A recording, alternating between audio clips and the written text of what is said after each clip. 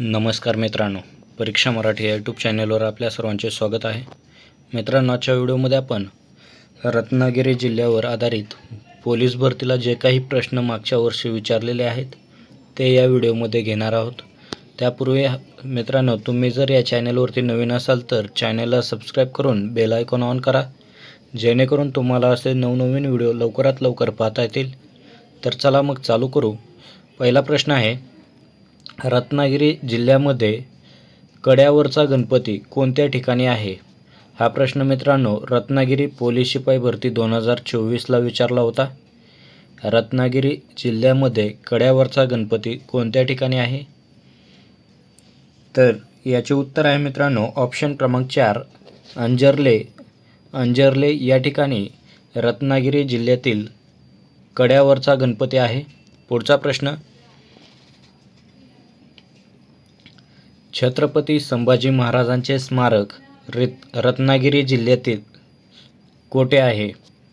रत्नागिरी जिल्ह्यामध्ये छत्रपती संभाजी महाराजांचे स्मारक कोठे आहे? हा प्रश्न मित्रांनो रत्नागिरी पोलीस शिपाई भरती 2024ला विचारलेला आहे मागच्या वर्षी. तर याचे उत्तर आहे मित्रांनो ऑप्शन क्रमांक 1 कसबा या ठिकाणी. छत्रपती संभाजी महाराजांचे स्मारक रत्नागिरी जिल्ह्यात कसबा या ठिकाणी आहे. पुढचा प्रश्न,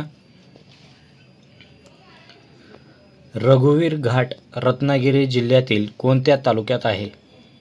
रघुवीर घाट हा प्रश्न मित्रांनो रत्नागिरी पोलीस शिपाई भरती 2024ला विचारलेला आहे. तर याचे उत्तर आहे मित्रांनो ऑप्शन क्रमांक 1 खेड या ठिकाणी रघुवीर घाट आहे. ऑप्शन क्रमांक 1 खेड. पुढचा प्रश्न, रत्नागिरी जिल्ह्यातील केशवराज मंदिर कोठे आहे?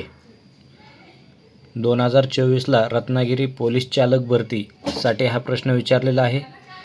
केशवराज मंदिर कोठे आहे? तर याचे उत्तर आहे मित्रांनो ऑप्शन क्रमांक 4 आसूद या ठिकाणी केशवराज मंदिर आहे. पुढचा प्रश्न, रत्नागिरी जिल्ह्यात एकूण तालुक्यांची संख्या किती आहे? हा प्रश्न मित्रांनो रत्नागिरी बॅट्समन पोलीस भरती 2024साठी विचारलेला होता. रत्नागिरी जिल्ह्यातील एकूण तालुक्यांची संख्या.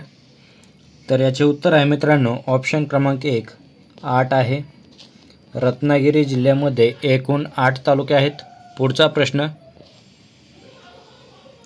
कोणती नदी रत्नागिरी जिल्ह्यातून वाहत नाही? खालीलपैकी कोणती नदी रत्नागिरी जिल्ह्यातून वाहत नाही? हा प्रश्न मित्रांनो रत्नागिरी बॅट्समन पोलीस भरती 2024साठी विचारण्यात आला होता. तर याचे उत्तर आहे मित्रांनो ऑप्शन क्रमांक 2 जगबुडी. जगबुडी ही नदी रत्नागिरी जिल्ह्यातून वाहत नाही. त्यानंतरचा प्रश्न,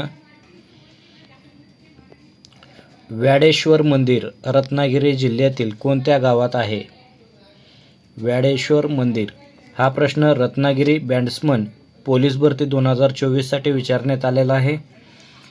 तर याचे उत्तर आहे मित्रांनो ऑप्शन क्रमांक 3 गुहागर या ठिकाणी व्याडेश्वर मंदिर आहे. पुढचा प्रश्न, डॉक्टर बाळासाहेब सावंत कोकण कृषी विद्यापीठ कोठे आहे? डॉक्टर बाळासाहेब सावंत कोकण कृषी विद्यापीठ रत्नागिरी बॅट्समन पोलीस भरती 2024ला हा प्रश्न विचारला होता. तर याचे उत्तर आहे मित्रांनो ऑप्शन क्रमांक 1 दापोली या ठिकाणी डॉक्टर बाळासाहेब सावंत कोकण कृषी विद्यापीठ आहे. त्यानंतरचा प्रश्न, महाराष्ट्रातील सर्वात लांब समुद्रकिनारा कोणत्या जिल्ह्याला आहे? महाराष्ट्रातील सर्वात लांब समुद्रकिनारा कोणत्या जिल्ह्याला आहे? हा प्रश्न मित्रांनो SRPF गट क्रमांक 8 कोरेगाव मुंबई पोलीस भरती 2023ला विचारलेला आहे. तर याचे उत्तर आहे मित्रांनो ऑप्शन क्रमांक 2 रत्नागिरी जिल्हा. रत्नागिरी जिल्ह्याला सर्वात लांब समुद्रकिनारा आहे. पुढचा प्रश्न,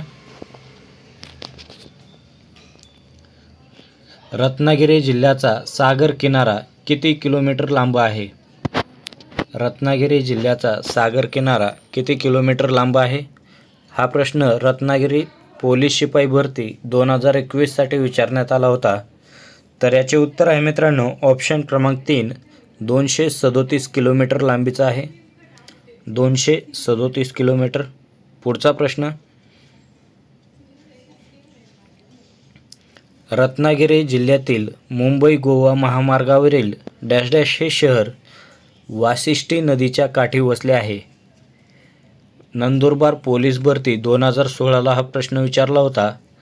रत्नागिरी जिल्ह्यातील मुंबई गोवा महामार्गावरील कोणते शहर वाशिष्ठी नदीच्या काठी वसले आहे? तर याचे उत्तर आहे मित्रांनो ऑप्शन क्रमांक 4, चिपळूण. चिपळूण हे शहर वाशिष्ठी नदीच्या काठी वसलेले आहे.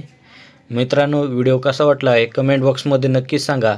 आणि असेच नवनवीन व्हिडिओ पाहण्यासाठी तुम्ही जर या चॅनलला सबस्क्राईब केले नसेल तर सबस्क्राईब करून बेल आयकॉन ऑन करा. तसेच तुमच्या मित्रांना देखील हे व्हिडिओ मित्रांनो शेअर करा. धन्यवाद.